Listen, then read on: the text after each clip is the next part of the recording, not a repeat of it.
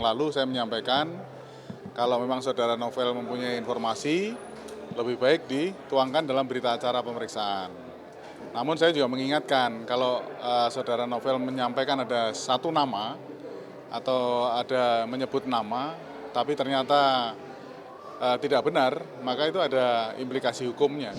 Saudara, saya bersyukur bisa diterima di rumah kediaman dari istri Novel Baswedan, Mbak Rina Emelda Baswedan, yang saat ini tengah bersama dengan keluarga lainnya. Terima kasih Mbak Emil telah menerima saya di kediaman Mbak Emelda di Kelapa Gading ini. Mbak Emil, lebaran kali ini adalah lebaran yang berbeda dari tahun-tahun sebelumnya, seumur hidup Mbak Emil. Karena berbeda, Mbak Emil harus ke Singapura bukan untuk jalan-jalan, tapi untuk melihat suami yang saat ini terancam kebutaan. Betul, Mbak? Iya. Mas Novel terancam buta? Bila tidak ditanganin secara intensif, bisa berkurang penglihatannya. Yang saya dengar mata kirinya sel yang ditanamkan, sel punca yang ditanamkan tidak bisa berkembang, artinya akan dilakukan operasi besar. Jika tidak, maka mata kirinya sama sekali tidak bisa melihat alias buta. Ya, memang membran baby skin-nya belum bisa, belum menunjukkan adanya perkembangan yang signifikan. Jadi mungkin ada tahap pengobatan metode lain dicoba lagi. Berapa hari Mbak Emil di Singapura? 11 hari. 11 hari, jadi sebelum lebaran sampai beberapa hari setelah lebaran. Dan ini baru tiba di Jakarta. Apa yang Mas Novel pesankan pada waktu itu? Dia sedang diobatin dan optimis untuk sembuh, pulang dan bisa kerja lagi. Yang juga menjadi perhatian bukan hanya Mbak Emelda, tapi juga ada kelima anak Mbak Emelda dan Mas Novel. Yang paling besar usia belasan tahun ya? Ya, 13. Perempuan. Apa yang ia sampaikan kepada ayahnya? Anak-anak sudah mulai terbiasa dengan situasi seperti ini.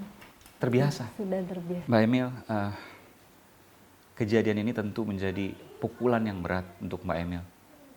Meskipun Mbak Emil, saya melihat betul tetap tabah, sabar, dan tetap bersyukur dengan apapun yang terjadi. Karena menganggap ini semua sudah ada yang mengatur.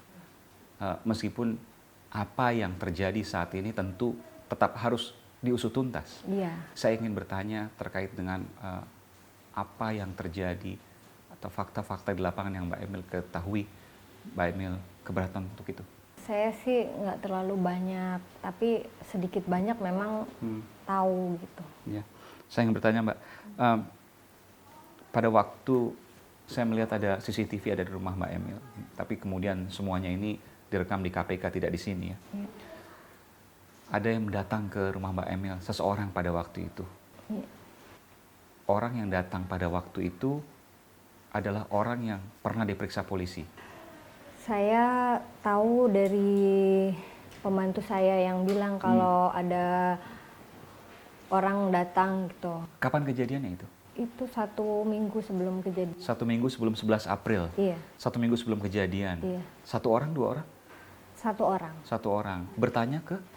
Pembantu. Pada waktu itu pembantu lagi di luar? Pembantu di dalam. Oh, di dalam? Pembantu di dalam. Loh, dia masuk deh?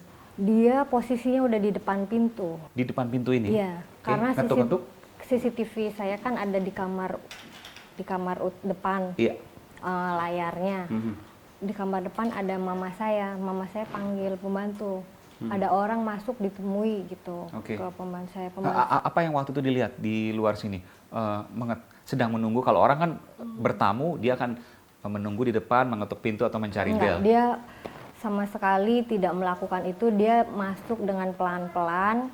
Dia melihat ke kiri ke kanan pun kayak ada yang dicari. Tiba-tiba dia berdiri di depan pintu. Oh, celinguk kanan kiri? Iya.